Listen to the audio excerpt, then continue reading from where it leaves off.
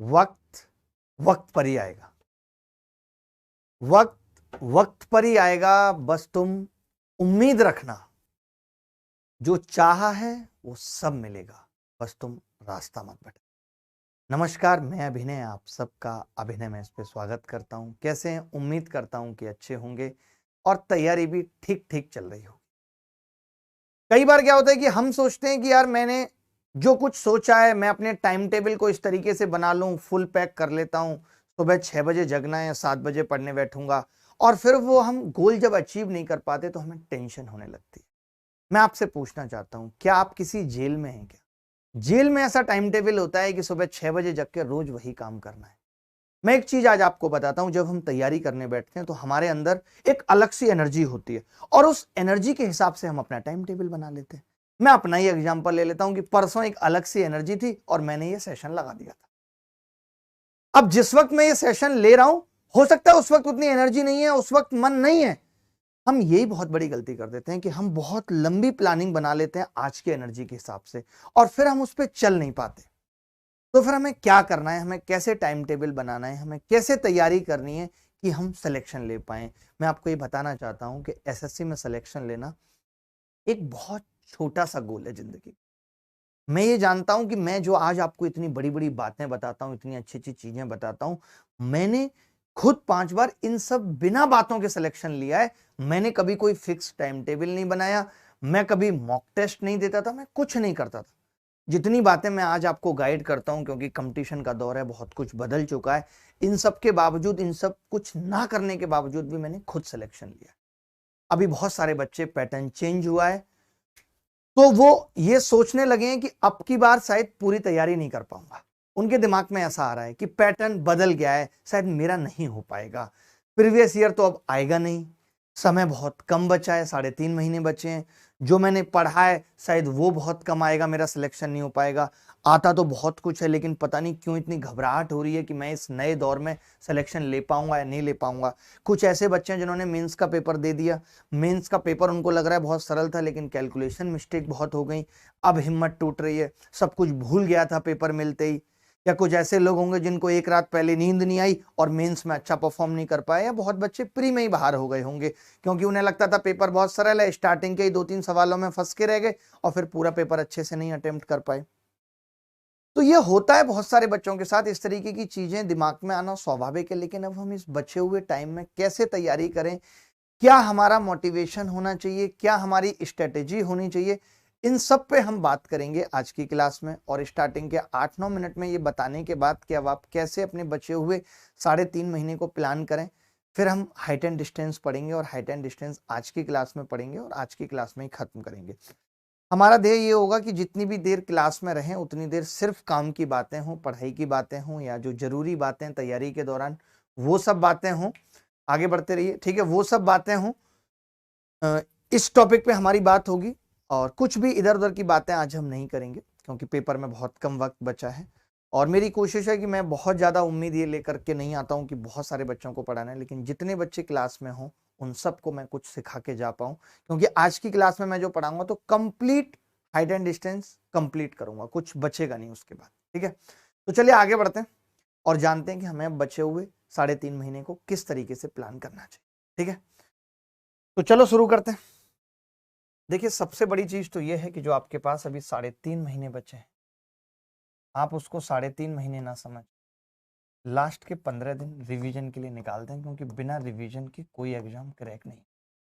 Revision सबसे जरूरी, 15 दिन आप रिवीजन के लिए निकाल दें, सबसे जरूरी है रिवीजन। ठीक है, अब बचे हुए महीने में हमें क्या करना है, बचा हुआ जो टाइम है उसमें हमें अपना टाइम टेबल, मैंने जैसा अभी स्टार्टिंग में ही बताया कि कई बच्चे क्या करते हैं, आज बहुत एनर्जेटिक हैं और आज टाइम टेबल बना लिया, लेकिन वो एनर्जी मेंटेन नहीं रह पाती, तो वो टाइम टेबल फॉलो नहीं हो पाता। जब हमारे गोल फॉलो मिलते नहीं है हमें, जो हम सोचते हैं अचीव नहीं होते, फिर हमारे ऊपर स्ट्रेस आने लगता है, यार मैंने जो सोचा था वो मैं कर ही नहीं पा रहा हूँ, क्योंकि हम सोचते आज के हिसाब से हैं और परफॉर्म हमें परसों करना है। तो वो कैसे हो पाएगा? तो हमें क्या करना होगा, थोड़ी फ्लेक्सिबिलिटी लानी होगी टाइम। फ्लेक्सिबिलिटी लाने का मतलब क्या है? फ्लेक्सिबिलिटी लाने का मतलब है कि मैं वीक को तो स्ट्रिक्ट रखूंगा, वीक मेरा स्ट्रिक्ट रहेगा। इसका क्या मतलब है कि जो मैंने वीक में सोचा है कि मुझे इतना पढ़ना है, जो मैंने एक टारगेट वीक के लिए सेट करा है, मैं वो तो हर हाल में अचीव करूंगा, इसके प्रति तो मैं स्ट्रिक्ट हूं। लेकिन जो डेली बेसिस पे मैंने टारगेट सेट किए हैं, डेली बेसिस पे, इसके लिए स्ट्रिक्ट होने की कोई जरूरत नहीं। इसके लिए स्ट्रिक्ट नहीं होना है।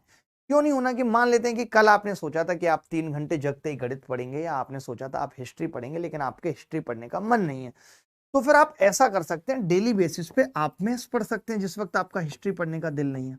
ये हम सबसे बड़ी गलती कर देते हैं टाइम टेबल बनाते वक्त, कि जो हमने सोच लिया हम वही करेंगे। ऐसा संभव नहीं है, किसी के लिए भी संभव नहीं है। और वो चीजें मैं आपको बता दूं जो फॉलो नहीं हो सकती है, मैं खुद नहीं कर पाता फॉलो। मैं कह दूं कि आप सोशल मीडिया बिल्कुल मत देखिए, संभव नहीं है। आपको 2, 4, 5% टाइम तो देना पड़ेगा। जैसे आपको मालूम है कि यार मेरे दिन के 100% टाइम में सोने के अलावा अगर मैं निकाल देता हूं कि मेरे पास 16 घंटे बचते हैं, 8 घंटे मैंने सोने को दे दिए, तो बचे हुए 16 घंटे में मुझे पता है कि कुछ चीजें मेरी प्रायोरिटी होनी चाहिए, कि 30 मिनट्स में एक्सरसाइज पे दूंगा जो कि बहुत जरूरी है, मस्ट है। योगा मेडिटेशन पे दूंगा। मुझे ही देख लीजिए, 2 दिन से योगा नहीं कर पाया हूं, तो क्लास लेने की भी हिम्मत नहीं हो रही थी। फिर मैंने किसी तरीके से अपने मन को समझाया कि मुझे डिसिप्लिन मेंटेन करना है, बच्चों को सिखाना है, तो मन ना करने के बाद भी कई बार चीजें करनी पड़ती हैं। जैसे मैं जब स्टार्टिंग में आया तो मेरा मन नहीं था कि मैं आज क्लास लूं, नहीं हो पा रहा था, मन नहीं बन पाता कई बार। लेकिन जब मन ना करे तब भी उस काम को करना, इसी को कहते हैं कि मैं अपने कंफर्ट जोन से बाहर आ रहा हूं। कि जब मेरा किसी काम को करने का मन नहीं था और मुझे पता है कि ये यूजफुल है मेरे लिए भी, बच्चों के लिए भी, फिर भी उसको करना। और जब हम उसको करना शुरू कर देते हैं, जैसे मैंने अब करना शुरू कर दिया, तो मैं धीरे धीरे रिदम पकड़ लूंगा, मुझे मजा आने लगेगा, आपको भी मजा आने लगेगा। मैं आपको पता है पहले से कि मैं एंटरटेनमेंट के साथ पढ़ाता हूँ, बीच बीच में कॉल मैसेज ये सब होते रहेंगे, लोगों को हड़काते रहेंगे, वो सब चलता रहेगा, ठीक है। तो वो स्टार्टिंग में रिदम बनाना पड़ता है। तो मैंने कहा कि ये हमारे नॉन स्टिक टारगेट होने चाहिए डेली बेसिस पे, कि हम डेली का जो अपना रूटीन बनाएंगे उसमें हमने ये डिसाइड कर रखा है, पूरे वीक में मैं ये डिसाइड कर दूंगा कि मुझे हिस्ट्री के 3 टॉपिक खत्म करने, मुझे पॉलिटी का 1 टॉपिक खत्म करना है, मुझे मैथ्स के 5 टॉपिक खत्म करने, मुझे रीजनिंग के 2 टॉपिक खत्म करने, मुझे इंग्लिश के 3 टॉपिक खत्म करने। जब मुझे पता है कि अब मुझे ये पूरे वीक में करना है, तो हम ऐसा नहीं करेंगे कि मैंने अगर हिस्ट्री के मंडे को सोचा था कि 1 टॉपिक खत्म करूंगा और वो नहीं हो पाया, कोई बात नहीं, मैं क्या करूंगा, सफलिंग कर दूंगा। मैंने ट्यूसडे को अगर मैथ्स सोच के रखा था, तो मैं मैथ्स को हिस्ट्री से और हिस्ट्री को मैथ्स से सफल कर दूंगा। कि आज मेरा हिस्ट्री पढ़ने का दिल नहीं है, जो कल मैथ्स पढ़ने वाला दिन था मैं उस पर हिस्ट्री पढ़ लूंगा, और आज हिस्ट्री की जगह मैथ्स पढ़ लेता हूं, क्योंकि मैथ्स इंटरेस्टिंग लगता है इसीलिए। तो मैंने बताया कि आप इस तरीके से अपना एक टाइम टेबल बना लीजिए वीकली बेसिस पे। पहले तो आपके पास जो ये 3 महीने, जो मैंने यहाँ 3 महीने लिखे हैं, इन 3 महीने में देख लीजिए कि आप कैसे सिलेबस कंप्लीट कर पाएंगे, क्योंकि अपने आप में एक बहुत बड़ा चैलेंज। और इस सिलेबस कंप्लीट में आपको सबसे ज्यादा टाइम जो देना है वो जीएस को देना है, और उसके बाद जो टाइम देना है वो इंग्लिश को देना है, और उसके बाद जो टाइम देना है वो मैथ्स को, और फिर रीजनिंग को। इस तरीके से अगर आप टाइम देंगे, जीएस को सबसे ज्यादा टाइम देना पड़ेगा, क्योंकि अब जीएस मेंस में भी है, तो अभी से ही पढ़ के चलेंगे तभी मेंस तक कंप्लीट जीएस कर पाएंगे। भले ही प्री में आप ये सोच सकते हैं कि जीएस में आपके कम नंबर भी आ गए क्योंकि प्री क्वालिफाइंग है, लेकिन आपको मेंस में तो अच्छे नंबर चाहिए ही चाहिए। मेंस में तो नंबर जुड़ेंगे, उसी के आधार पे आपको पोस्ट मिलेगी, सिलेक्शन होगा। अभी आप देख भी रहे हैं कितने सारे टॉपर्स से मैं आपको मिलवाता हूं, आप देखते हैं कि उन्होंने सिलेक्शन लेने के लिए किस किस तरीके से प्लानिंग की। उनके अंदर एक अलग चीज है जो ना सिलेक्शन लेने वाले के अंदर होती नहीं है। उसको वो चीज अपने अंदर लेके आनी है कि वो अपने गोल, अपना जो उसने ड्रीम सेट किया उसके प्रति बहुत प्रतिबद्ध होता है कि मुझे ये करना ही है, मुझे डेली अगर मैंने सोच लिया तो एक मॉक देना ही है। तो अब हम बात कर लेंगे कि हमें सब्जेक्ट्स को पढ़ना कैसे कैसे है, कौन कौन सी किताबों की जरूरत है, मॉक हमें डेली देना है या नहीं देना है। तो मैं आपको एक बात कहना चाहता हूं कि अभी 3 महीने का मतलब 90 मॉक हो गए, हर दिन एक मॉक देना। अब आप इस 90 मॉक में अल्टरनेट ऐसा कर सकते हो, एक दिन पीवाईक्यूएस दे दो और एक दिन रियल मॉक दे दो। और अब आपको मॉक के लिए कहीं जाने की भी जरूरत नहीं है, कहीं कोई कोर्स खरीदने की जरूरत नहीं है, कहीं कुछ और करने की जरूरत नहीं है। आप डायरेक्ट अभिनय मैथ्स ऐप पे ये मॉक टेस्ट फ्री एक्सेस कर सकते हैं। अभिनय मैथ्स ऐप पे फ्री एक्सेस कर सकते हैं, ऑलमोस्ट फ्री है, ऑलमोस्ट फ्री है। ये आप मॉक टेस्ट दे सकते हैं, चाहे आप एसएससी की तैयारी कर रहे हैं, चाहे आप सीजीएल की तैयारी कर रहे हैं, किसी की भी तैयारी कर रहे हैं आप, ये मॉक टेस्ट बहुत बेहतर, जिसके अंदर प्रीवियस ईयर भी है और जिसके अंदर रियल मॉक भी है, और इस मॉक टेस्ट को डिजाइन किया है टेक्स्ट बुक टीम से, हमने डिजाइन कराया है, ठीक है, वो आप डिस्क्रिप्शन में पढ़ सकते हैं। अब बात करते हैं कि आपको एक मॉक तो देना ही है, और एक मॉक देने का टाइम कितना होगा, 1 घंटा। लेकिन इस 1 घंटे से सिर्फ काम चलेगा नहीं। मेरी आप सबसे रिक्वेस्ट है, अगर आप 1 घंटा मॉक दे रहे हैं, आप इसके बाद 15 मिनट रिलैक्स करिए। 15 मिनट मैंने ज्यादा बोल दिया, 5 मिनट रिलैक्स करिए इसके बाद, मॉक देने के बाद।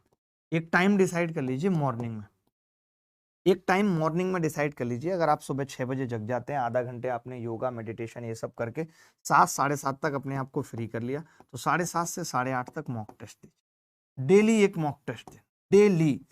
और जब ये 8:30 तक मॉक टेस्ट देने के बाद इसको 1 से 1.5 घंटे तक एनालिसिस करिए। एनालिसिस करिए कि आपका क्या लेवल है, आपकी तैयारी किस लेवल तक जा रही है, कितना कुछ आपको आ गया है और कितना कुछ सीखना बाकी है, ठीक है। तो ये उसके बाद हमें क्या करना है, एनालिसिस करना है 1 1.5 घंटे। और जब ये 1 1.5 घंटे एनालिसिस हो जाएगा, तब 10 बजे से हम अपनी पढ़ाई स्टार्ट करेंगे, सुबह 10 बजे से, जो हमने आज की। अब मैंने आपको बताया कि आप किस किस तरीके से चल सकते हैं। देखिए, गणित को अगर आप बहुत ज्यादा टाइम नहीं भी देंगे तो चलेगा आज के दौर में, क्योंकि गणित ऑलरेडी आपको पता है सिर्फ 30 सवाल आने हैं, और इतना आप पढ़ भी चुके हैं कि मैं समझता हूं कि गणित में उतना एफर्ट लगाने की जरूरत नहीं है। ज्यादा से ज्यादा अंतर पड़ेगा तो एक क्वेश्चन का या 2 क्वेश्चन का अंतर पड़ेगा, जो बहुत ज्यादा गणित पड़ेगा और जो कम गणित पड़ेगा। लेकिन अगर आपने जीएस नहीं पढ़ी, आपने इंग्लिश नहीं पढ़ी, आपने रीजनिंग के मुश्किल सवाल नहीं करे, तो अंतर इतना ज्यादा पड़ जाएगा कि एक बंदा आपसे 6 सवाल ज्यादा करके आ रहा है, आप उससे 6 सवाल कम, वो भी गलत करके आ रहा है। तो बाकी सब्जेक्ट्स को देना बहुत जरूरी है। अब ये सब हम पढ़ें कैसे, किस तरीके से पढ़ें, क्या क्या हमारी स्ट्रेटेजी रहे। जो बच्चे कहीं कोर्स नहीं खरीद सकते उनके लिए भी स्ट्रेटेजी बताऊंगा। यूट्यूब वाले बच्चे कितने हैं, और जो कहीं भी कोर्स खरीद के पढ़ रहे हैं उनकी तो एक अलग ही बात है, वो अपना अलग है, उनको ज्यादा बताने की जरूरत नहीं है, वो टीचर बता देता है। देखिए, अगर आप वाईटी पे पढ़ रहे हैं और आपने वाईटी पे मेरे सारे कोर्सेज देखे हुए हैं, जितने भी मैंने पढ़े हैं, चाहे वो A to Z quant batch हो, कंप्लीट सब कुछ है। इसके अलावा मैं एक प्रैक्टिस क्लासेस चलाता हूँ, हर वेडनेसडे क्लास होती है इसकी, हर वेडनेसडे इसकी क्लास होती है 1 बजे से लेकर के 3 बजे तक। एसएससी अभिनय मैथ्स चैनल पे इसकी क्लास होती है, ठीक है। डेली इसमें क्या करते हैं, हम कॉन्सेप्ट के हिसाब से पढ़ते हैं, 5 से 7 कॉन्सेप्ट। मैं ये समझता हूँ, अगर किसी बच्चे ने हमसे यूट्यूब पे पढ़ा और वो इस कॉन्सेप्ट क्लास को देख लेता है, तो उसको रिवीजन की भी जरूरत नहीं है। ये क्लास रिवीजन की तरह भी काम कर रही है, मैं कंप्लीट रिवीजन करा के चल रहा हूँ। अगर गणित की बात करें तो जिन्होंने नहीं पढ़ा है, जो लोग नए हैं, जो इसी बार, ये उन बच्चों के लिए भी है जो इसी बार सीजीएल टारगेट कर रहे हैं, 2023 का ही टारगेट, 2023 टारगेट वालों के लिए, जो 2023 का ही टारगेट। तो मैंने कहा कि भाई, अगर आप 2023 को ही टारगेट कर रहे हैं तो आपको बहुत ज्यादा कुछ देखने की जरूरत नहीं है, कोई अभी कोर्स खरीदने की जरूरत नहीं है, आप ये कर सकते हैं। ये तो मैंने अपना गणित का बताया, लेकिन हम बाकी सब्जेक्ट का हर दिन 1 से 3 क्लास रहती है, अलग अलग टीचर्स इसमें पढ़ाते हैं और पूरा सब कुछ रिवाइज करा रहे हैं। तो जो बच्चे रिपीटर्स हैं, जिन्होंने पहले से तैयारी की हुई है, पहले से कहीं से कोर्स खरीद के पढ़ा हुआ है, उन बच्चों के लिए ये बेस्ट है, द बेस्ट है, ठीक है। उनको कुछ अलग से करने की जरूरत नहीं है, कोई कोर्स लेने की जरूरत नहीं है, सिर्फ वो मॉक टेस्ट लें, मॉक टेस्ट दें, देखें उनकी कमियां कहाँ हैं। वो बार बार देख रहे हैं कि मेरे पिरामिड का सवाल गलत हो रहा है, बार बार पिरामिड का सवाल गलत हो रहा है, तो उन्हें कुछ नहीं करना, यूट्यूब पे टाइप करेंगे कि पिरामिड बाई अभिनय शर्मा, या वेस्ट वीडियो ऑफ पिरामिड भी डालेंगे तो भी मेरी वीडियो आ जाएगी, आप देख के पिरामिड सुधार। ये उन बच्चों के लिए, जो बच्चे बिल्कुल नए हैं, उनके लिए बहुत मुश्किल है अभी कि वो पहली बार में ही सिलेक्शन ले पाए। वो प्री क्वालिफाई कर सकते हैं अगर उनको लगता है कि उनके अंदर जज्बा है।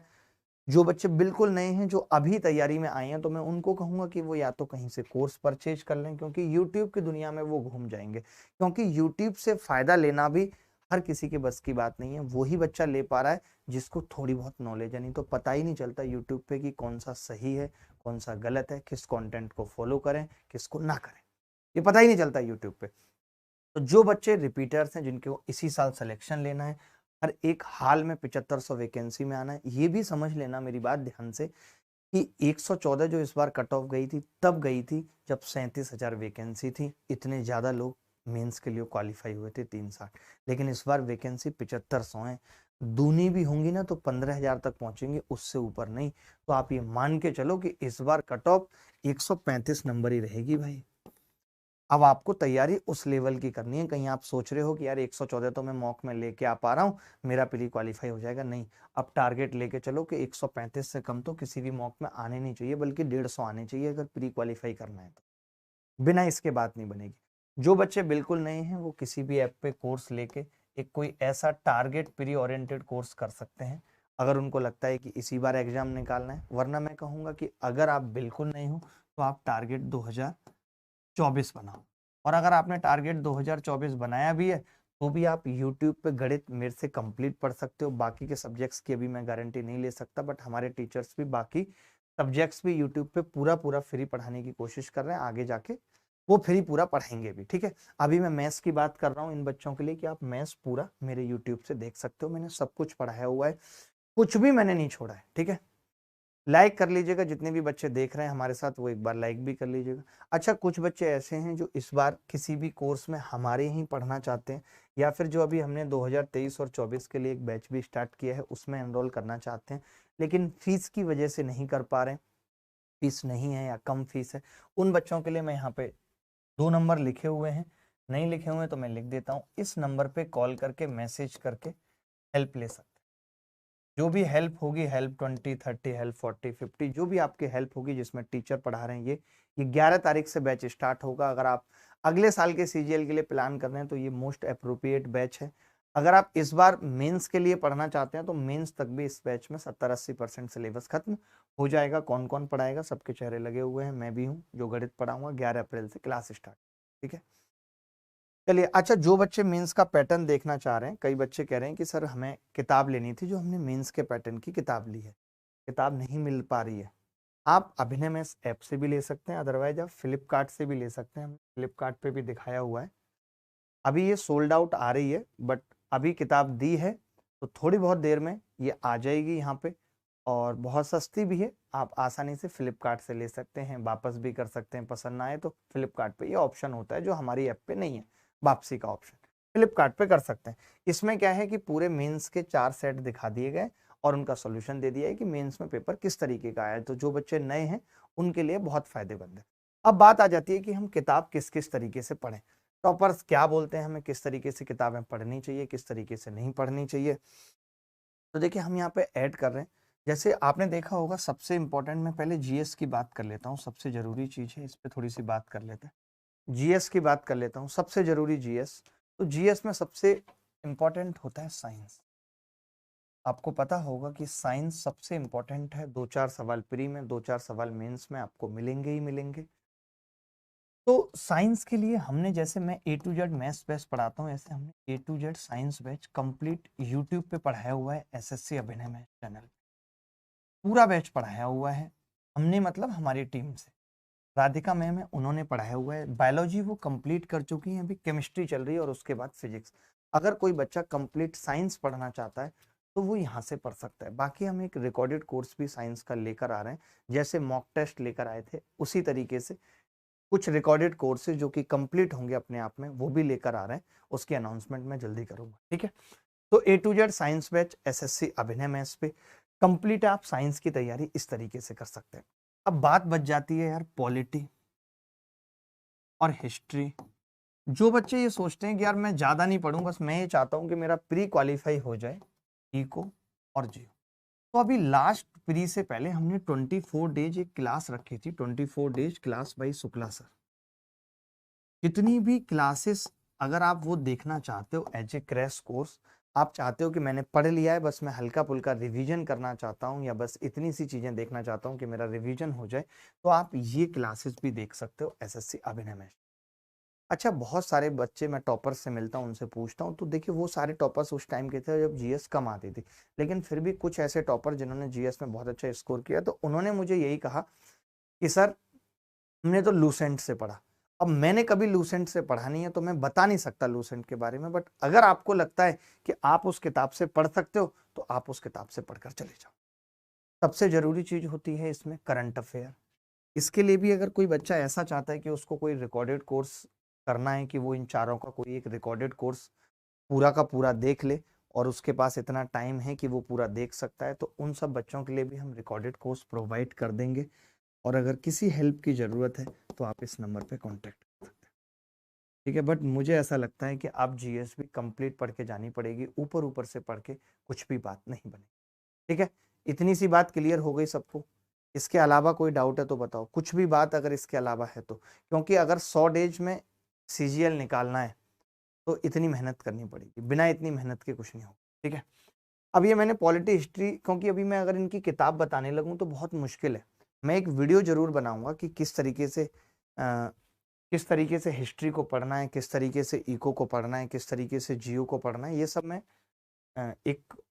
इसके अलग से वीडियो बनाऊंगा टॉपिक के बेस्ड पे कि टॉपिक क्या है। ठीक है, तो ये हमने बता दिया, साइंस मैंने बता दी कि आपको कैसे पढ़नी है। आप एसएससी अभिनव मैथ चैनल से पूरी बायोलॉजी, केमिस्ट्री और फिजिक्स पढ़ सकते हैं। बाकी पॉलिटी, हिस्ट्री, इको, जियो के लिए मैंने बताया कि 24 डेज की जो क्लासेस हैं वो आप पेपर से पहले पढ़ के देख सकते हैं। अगर आपके जीएस का सिलेबस कंप्लीट हो गया है, नहीं हुआ है, आपने कहीं से भी पढ़ा है, तो भी आप ये प्रैक्टिस करके देख सकते हैं। बाकी मॉक में आपको आइडिया लग जाएगा, प्रीवियस ईयर किताब से आपको आइडिया लग जाएगा कि जीएस में किस तरीके के सवाल पूछे जा रहे हैं। ये संभव नहीं है कि आप कितनी भी जीएस पढ़ लें उसके बावजूद भी आपका पूरा पेपर सही हो जाएगा, इस बात की गारंटी नहीं है। इस बात की गारंटी शायद तब हो जब मैं ही जीएस पढ़ाने लगूं। लेकिन अगर कोई इतनी पढ़ा के भी ये बोले कि इससे बाहर कुछ नहीं आएगा, तो समय नहीं है इतनी पढ़ने का। अब आप कहो कि मैं आईएएस लेवल की अगर तैयारी करूंगा तो भी 25 में 25 आ जाएंगे, इस बात की भी गारंटी नहीं है। ठीक है, तो ये तो बात इसकी होगी। अब बात आ जाती है इंग्लिश की। देखिए, इंग्लिश इस बार आसान आई है और बहुत दिनों से आसान आ रही है, लेकिन जिस बार भी इंग्लिश मुश्किल आ गई तो सब चारों खाने चित्त हो जाए। तो इंग्लिश को बहुत सीरियस लेके पढ़ाई करना, बहुत सीरियस लेके, और आप सब जानते हो कि इंग्लिश का एक ही टीचर बेस्ट है। आप इनके केवल और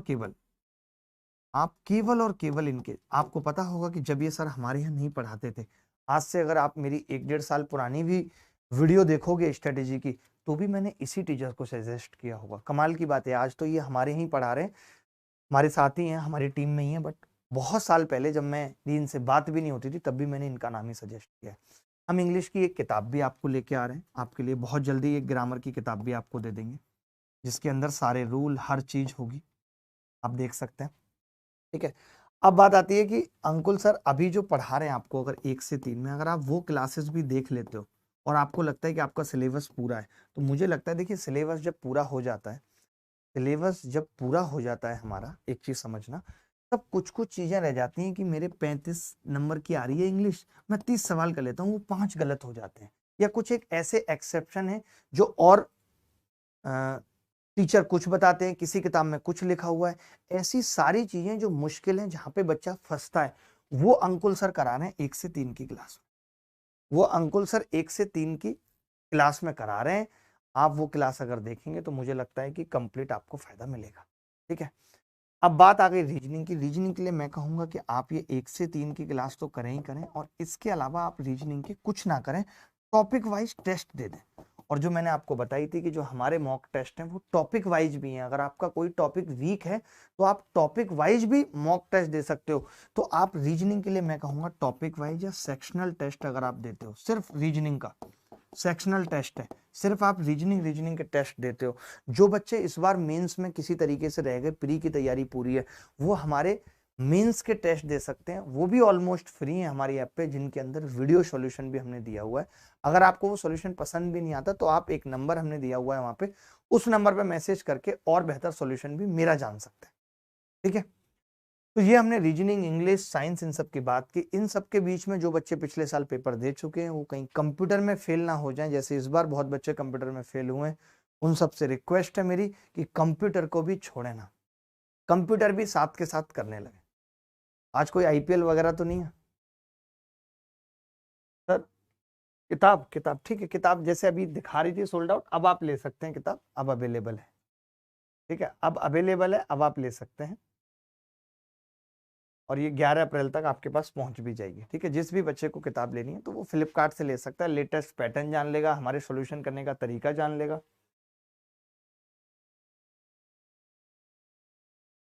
ठीक है, और प्राइस भी ठीक है, इसमें कोई डिलीवरी चार्ज वगैरह भी नहीं है। ठीक है, देख सकते हैं, अब इस पे बात नहीं करते। अब मैं चाहता हूँ कि बच्चों से एक बार बात कर लेता हूँ, कोई बच्चा कोई कमेंट करके कुछ पूछना चाहता है तो उस पर हम बात कर लेते हैं। सर मेरे पास ठीक है सर, आपसे विनम्र निवेदन है कि ऑफलाइन बैच स्टार्ट करिए बहुत जल्दी। ठीक है, ऑफलाइन बैच बहुत जल्दी स्टार्ट करेंगे। मिक्सचर पढ़ा दीजिए, A to Z क्वांट से पहले भी मैं एक बार मिक्सचर पढ़ा चुका हूँ और बहुत अच्छे से पढ़ा चुका हूँ मिक्सचर। इसके अलावा 110 से 15 नंबर पे स्टक है। देखो ऐसे बहुत सारे बच्चे हैं। आज मैं इसी सब पे बात कर लेता हूँ बच्चों से। टाइटल चेंज भी करा दीजिए तुषार भाई को बोल के कि सिर्फ इसी पे बात करूंगा। How to crack SSC CGL 2023 100 days preparation strategy, सही लिखा हुआ है। उसके बाद Q&A बाई स्टूडेंट, ठीक है, स्टूडेंट्स के डाउट लूंगा, इतना बता दीजिए। नेक्स्ट क्लास में पढ़ाऊंगा टॉपिक। अब मैं एक छोटी सी बात कह रहा हूँ, या रिकॉर्ड करके भी डाल सकते हैं। अब मैं एक चीज आपसे कह रहा हूं कि बहुत सारे बच्चों का यही डाउट है कि मैं 110 से 115 नंबर पे अटका हूं। बहुत सारे बच्चे, कम से कम मैं अगर अभी यहाँ पे कमेंट कराऊंगा तो 40-50 बच्चे इसी बात पे बात करने लगेंगे कि सर 110 से 115 नंबर पे स्टक हो गया। एक बात बताओ, तुम पेपर दे के आ रहे हो, 200 में तुम्हारे बार बार 110 नंबर, मैं ये कैसे जान सकता हूं? मैं कोई भगवान नहीं हूं कि मैं बता दूं कि भाई तुम्हारे ये जड़ी बूटी लो और तुम्हारे 200 में 200 नंबर आ जाएंगे। ऐसा मेरे पास कोई तरीका नहीं है जड़ी बूटी देने का। मैं बस इतना कह सकता हूं कि भाई तुम इस पेपर को खोलो और देखो कि ये 90 नंबर तुम्हारे कैसे गलत हुए, ये भी देखो कि 110 कैसे सही हुए। कहीं ऐसा तो नहीं तुम तुक्का मार के कोई सवाल सही कर बैठे हो और तुमने मान लिया कि 110 का तो तुम्हें आता ही आता है। तो तुम्हें बार बार हर मौके को ये एनालिसिस करना पड़ेगा कि 90 नंबर तुम्हारे क्यों कट रहे हैं। तो तुम्हें वहां पे पता चलेगा यार तुम्हें तो पॉलिटी के आसान आसान सवाल गलत हो जाते हैं, जबकि पॉलिटी तुमने पूरी पढ़ रखी है। इसका क्या मतलब है? इसका मतलब है कि अगर तुमने पॉलिटी पूरी पढ़ रखी है और फिर भी तुम्हारे सवाल गलत हो रहे हैं, तुमसे सवाल सही नहीं हो पा रहे हैं, मतलब कि तुम्हें पॉलिटी में प्रैक्टिस करने की जरूरत है। पॉलिटी में क्या है? प्रैक्टिस करने की। बिना प्रैक्टिस के बात नहीं बनेगी। मान लेते हैं कि तुमसे इकोनॉमी के जीडीपी जीएनपी के सवाल गलत हो जा रहे हैं, इसका क्या मतलब है? इसका मतलब है तुम्हें वो टॉपिक नहीं आता। तो ये चीज तुम्हें खुद एनालिसिस करनी पड़ेगी कि तुम्हें क्या नहीं आता। कि तुम्हें सर्किल की सारी प्रॉपर्टी आती है, मान लेते हैं कि सर्किल की तुम्हें सारी प्रॉपर्टी आती है, बट तुम्हें अप्लाई करना नहीं आता, तो भाई प्रैक्टिस करनी पड़ेगी। ये कौन पता लगा के बताएगा, ये कौन तुम्हारी हेल्प करके बताएगा कि तुम्हारे नंबर क्यों कट रहे हैं? ये मैं नहीं बता सकता। मैं कैसे बता सकता हूं, आप मुझे बताइए। और ये सब बच्चों का एक ही डाउट है कि 110-15 से ऊपर नहीं पढ़ रहे नंबर। तो भाई नंबर पता आपको लगाना पड़ेगा पहले, और पता लगाने के बाद अभी 3.5 महीने बचे हैं, उस पर तैयारी करनी पड़ेगी। एक बच्चा कह रहा है सर ज्योमेट्री में सिमिलरिटी और कॉन्ग्रुएंसी के कॉन्सेप्ट समझा दो। बिल्कुल बिल्कुल, नहीं मैं समझाता हूँ, पूरी ज्योमेट्री बताता हूँ। मैंने कहा था कि मैं पूरी ज्योमेट्री पढ़ाऊंगा, जिस भी फॉर्म में होगी, या तो लाइव या रिकॉर्डेड, लेकिन पूरी ज्योमेट्री फिर से पढ़ाऊंगा जैसे 2017 में पढ़ाई थी उसी तरीके से। और किसी बच्चे का क्या डाउट है? सर आईपीएल बंद करवा दो। देखिए अब बहुत सारी चीजें क्या है, जब लाइफ में ना, मैं आपको बताता हूँ, जब हम पढ़ाई करते हैं, आपने बहुत सारे लोगों को देखा भी होगा, एक किताब में मैं पढ़ रहा था, कई सारी किताबें में ये बात लिखी हुई है कि जब हम अपने टाइम को एलोकेट करते हैं, जब हम अपने टाइम को बताते हैं, तो हमें डिसाइड करना पड़ता है कि कौन सी चीज जरूरी है कौन सी चीज, ठीक है, और कौन सी चीज अर्जेंट है। पूरे दिन के टाइम को हमें इस तरीके से डिवाइड करना पड़ता है। मैं ऐसा नहीं कह रहा हूं कि आप सोशल मीडिया बिल्कुल छोड़ दो, मुझे ये करना पड़ेगा कि मैं सोशल मीडिया को सिर्फ 5% टाइम दूंगा। 5% टाइम दूंगा, क्योंकि ये जरूरी नहीं, ये 5% टाइम जरूरी नहीं है, ना अर्जेंट है, ना तो जरूरी है और ना अर्जेंट। लेकिन फिर भी मैं कितना भी अपने आप को कंट्रोल करूंगा, लेकिन मुझे 5% टाइम सोशल मीडिया को देना पड़ेगा। मेरा मन करेगा यार मैं देख लेता हूँ मेरी वाली ने क्या स्टेटस लगाया है, अब तो वो मुझे छोड़ के चली गई है, अपने उसके साथ है, कहाँ घूम रही है, फिर वो जूम करके देखना कि उसने हाथ किस तरीके से पकड़ा हुआ है, हाथ गर्दन पे डाला हुआ है नहीं डाला हुआ है, इस तरीके का मन करता है। और सबका करता है भाई उसके बारे में जानने का, जो हमारी जिंदगी का हिस्सा नहीं रही, और हम फील भी करते हैं आंख बंद करके कि काश उसकी जगह मैं होता।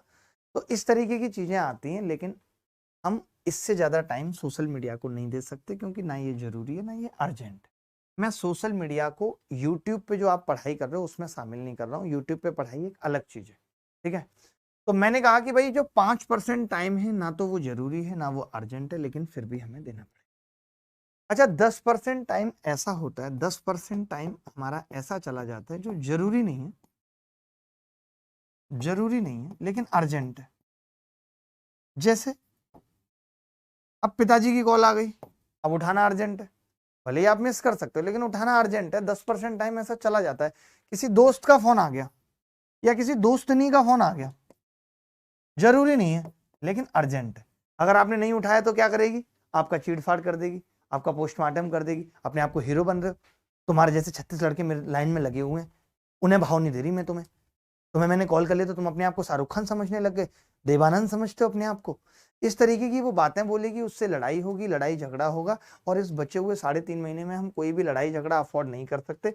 इसीलिए 10% टाइम हमारा ऐसी चीजों पे जाएगा जो जरूरी नहीं है लेकिन अर्जेंट है। मानते हैं इस बात को, जरूरी नहीं है अर्जेंट है। अब फिर बचा हुआ 85% टाइम कहाँ देना है? बचा हुआ 85% टाइम हमें देना है जो चीज हमारी लाइफ में जरूरी है। जरूरी सरकारी नौकरी हमारे लिए जरूरी है और उसके लिए हमें, ठीक है।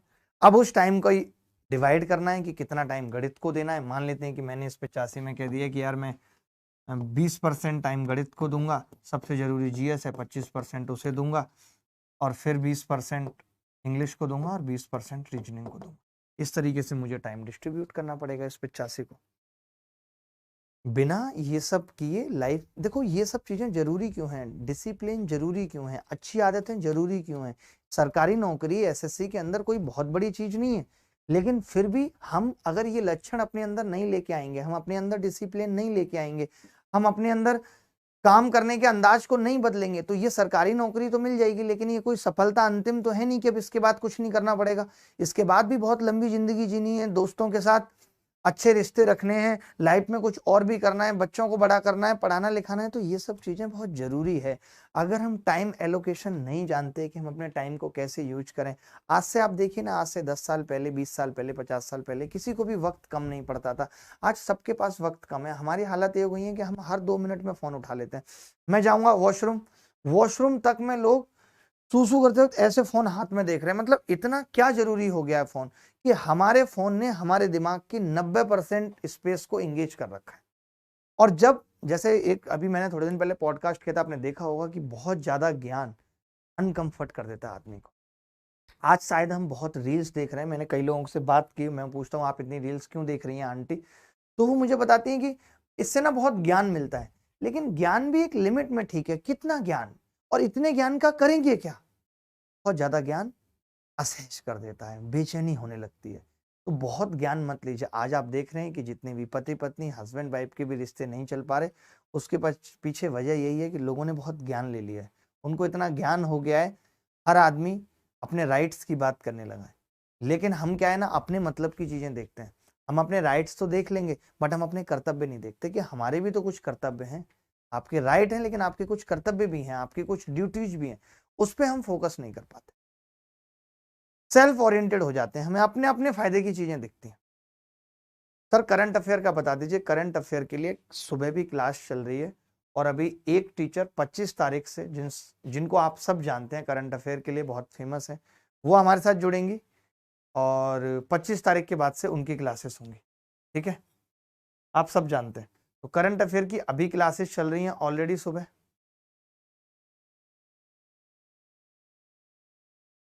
ऑफलाइन के लिए मैंने कहा ही आपको कि ऑफलाइन क्लासेस का तो हम कह ही रहे हैं कि ऑफलाइन क्लासेस स्टार्ट करेंगे अभी बस। इसके बाद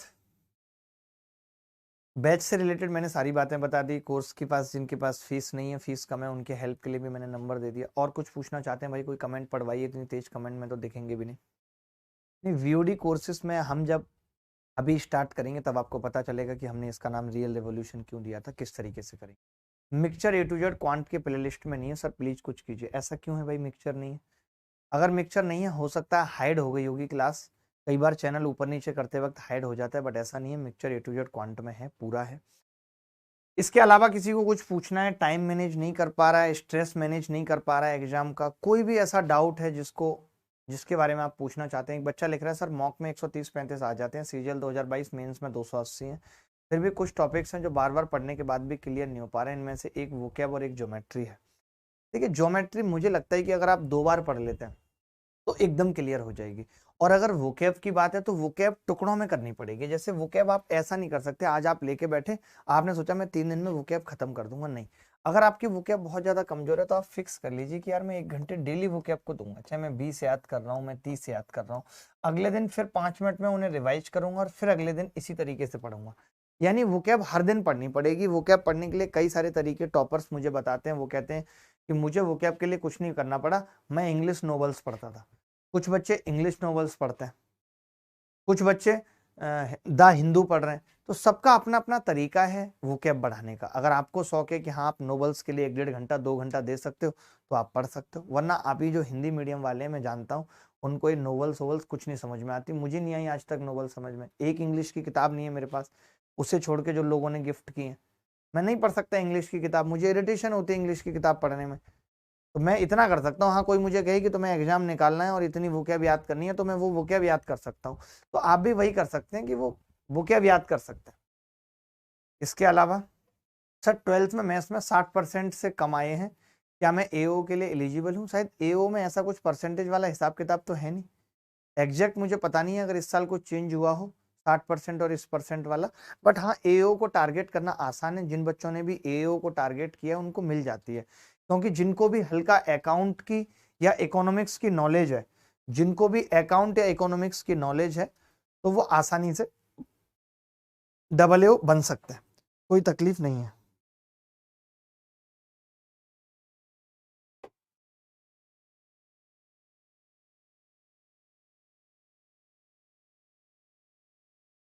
और किसी बच्चे को कुछ पूछना है? सर गर्ल अट्रैक्शन, ये देखिए ये इस उम्र में महिलाओं के प्रति आकर्षित होना कोई खराब बात नहीं है, ठीक है, कोई खराब बात नहीं है कि गर्ल्स के प्रति अट्रैक्शन है। लेकिन हम क्या है ना अपने माइंड को थोड़ा डाइवर्ट रखते हैं। हमें मालूम है कि इस वक्त ये दौर है कि अगर मैं इनकी तरफ ज्यादा अट्रैक्ट होऊंगा, उस चीज में फंसता चला जाऊंगा तो मेरा सिलेक्शन इस साल नहीं हो पाएगा।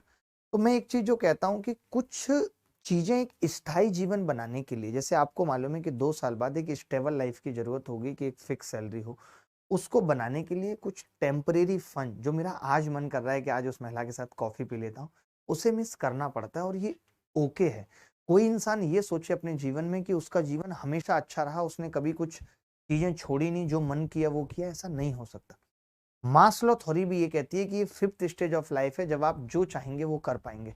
बाकी की पहली 4 स्टेज में तो कभी पानी के लिए लड़ना है, कभी शुद्ध ऑक्सीजन के लिए लड़ना है, कभी अपने समाज में इज्जत के लिए लड़ना है, कभी सेफ्टी के लिए लड़ना है। जब ये सारी चीजें बन जाती हैं तब एक स्टेज आती है कि जो मेरा मन करता है वो मैं कर सकता हूँ, 5th स्टेज। लेकिन अगर आप पहले से ये सोचेंगे कि आज मेरा गर्ल्स को देख के अट्रैक्शन हो रहा है, आज मैं इससे बात कर लेता हूँ, 2 महीने इसी चीज में खराब हो जाएंगे, फिर पता चलेगा वो भी नहीं रही, हाथ से निकल गई, और नौकरी भी हाथ से निकल गई।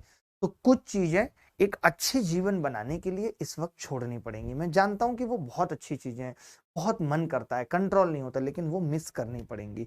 This is temporary fun. इस टेम्परेरी फन को मिस करना पड़ेगा, इस अट्रैक्शन को मिस करना पड़ेगा। This attraction is the temporary love, but love is the permanent attraction. तो जब वो आ जाएगा जीवन में तो फिर परमानेंट अट्रैक्शन मिल जाएगा। इसके अलावा कोई बात अगर आपको पूछनी है, कुछ भी आप जानना चाहते हैं, कुछ भी आप पूछना चाहते हैं तो बता दीजिए, कुछ भी आप पूछना चाहते हैं भाई कमेंट दिखाइए। सर मैं मैथ्स 3 टीचर से पढ़ रहा हूँ, ये बहुत बड़ी गलती आप कर रहे हैं। सब एक जैसा पढ़ा रहे हैं, कुछ भी नहीं है। अगर आप 3-3 टीचर्स से पढ़ेंगे थोड़ा बहुत भी, और कोई डिट्टो कॉपी तो करता नहीं है, वो घुमा फिरा के तरीके बताएगा, तरीका वही होगा। जो मैं वैल्यू पुट करूंगा वो उसी चीज को कुछ और तरीके से बोल देगा। तो भाई उससे कुछ भी नहीं होने वाला है, उससे आपका सिलेक्शन नहीं होगा, आप सिर्फ टाइम खराब करेंगे। क्योंकि मैथ्स की तो उतनी वैल्यू ही नहीं बची, मैथ्स की अब उतनी एग्जाम के अंदर औकात ही नहीं बची, और आप उसी एक को 3 टीचर से पढ़ रहे हैं। आप जीएस मुझे कहते 3 टीचर से पढ़ रहे हैं तो मैं मान लेता कि सही है।